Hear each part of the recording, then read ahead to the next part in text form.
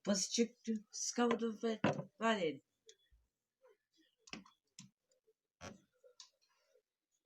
Bă, știți, am comandat ceva, știți, și curierul mă așteaptă.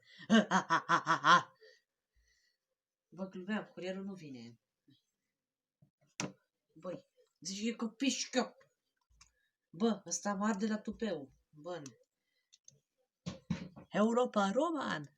Bă, ăștia mă la tupeu, de fiecare dată m-au ars. La televiziunea cu țara nu m-a ars.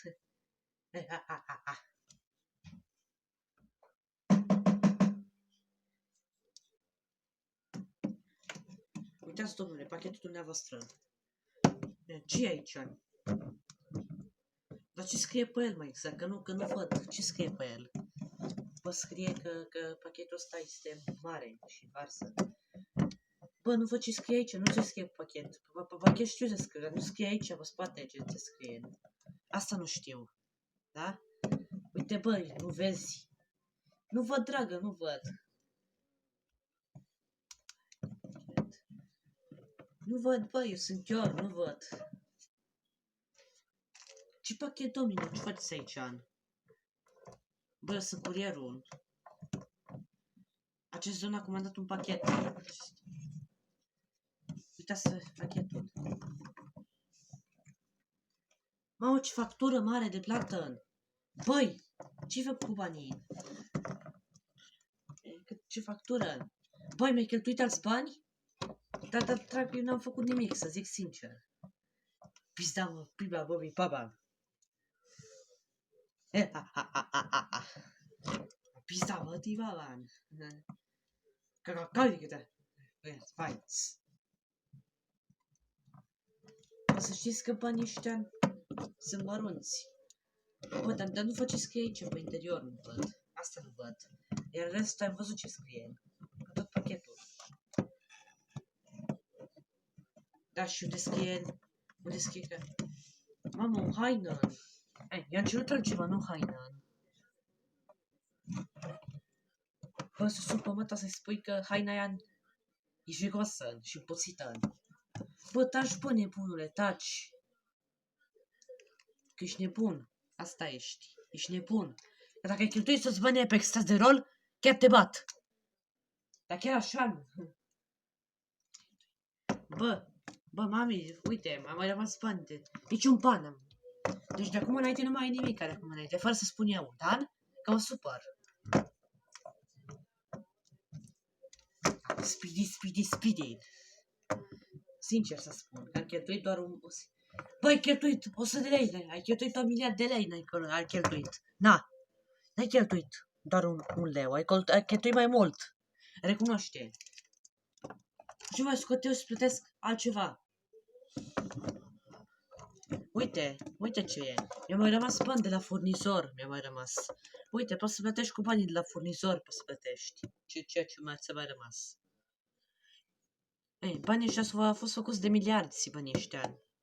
Sunt bani de la furnizor ăștia. Ce bani, măi, nebunule? Ce bani de la furnizor? Că banii ăștia au fost cheltuiți de tine, nu de furnizor. Ce furnizor? Dar tot nu înțeleg ce e aici, pachetul ăsta. Ia dă-mi mie, încoace că nebunesc aici. Dă încoace, pachetul.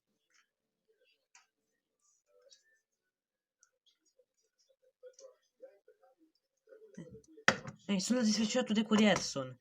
Ca să văd câți bani ai cheltuit. Dacă ai cheltuit 1 milion, chiar te bat. Dacă ai cheltuit 1 milion. Ca să că ai nebunit dacă cheltuiesc mulți bani. Care ai? Ești un prost total și un nebun. Asta ești. Dacă chiar așa, ai cheltuit pe extralol mulți bani. Bă, am cheltuit bani de la furnizor, nu de la extralol. Sincer îți spun. Mami, așteaptă-n. Banii ăștia au fost făcuți de rahații piscinat de furnizor. De rahat. Făcuți. De speedy.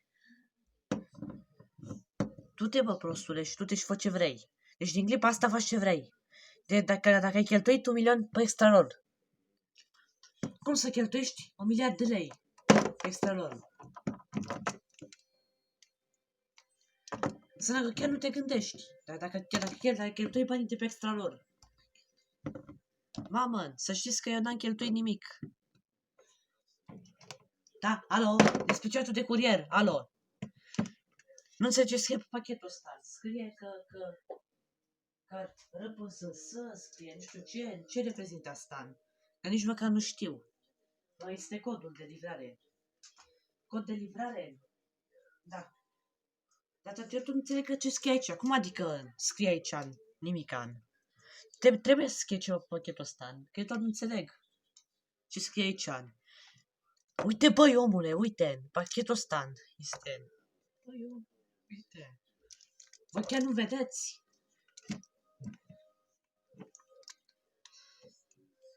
Pizdava din frec banii. Băi, eu am frecat banii cu săpun și cu rahat. Ai frecat. Bă, măi, taci, bă, taci, nebunule, taci. Că ai cheltuit toți banii. Iată, am aflat, ai cheltuit toți banii. Deci din clipa asta, poți să faci ce vrei din clipa asta. Poți să te arunci de la balcon din clipa asta. Dacă ești nebun cu capul și prost, du-te și aruncă-te de la balcon și fă ce vrei. Du-te și ieși afară și lasă-mă în pace. Să știți că am cheltuit banii din minciună, am cheltuit, din hoție am cheltuit. Bă, ăștia sunt bani de furnizor, de hoție.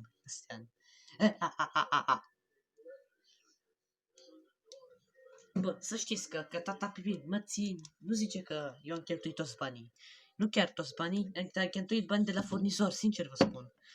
Că să nu ascultați pe ea, pentru că ea e mai suprăcioasă, mai așa. Deci eu am cheltuit bani de la furnizori, am cheltuit, nu de la Estorol. Ca să știți. V-am spus foarte bine, ca să știți. Furnizor. Furnizor.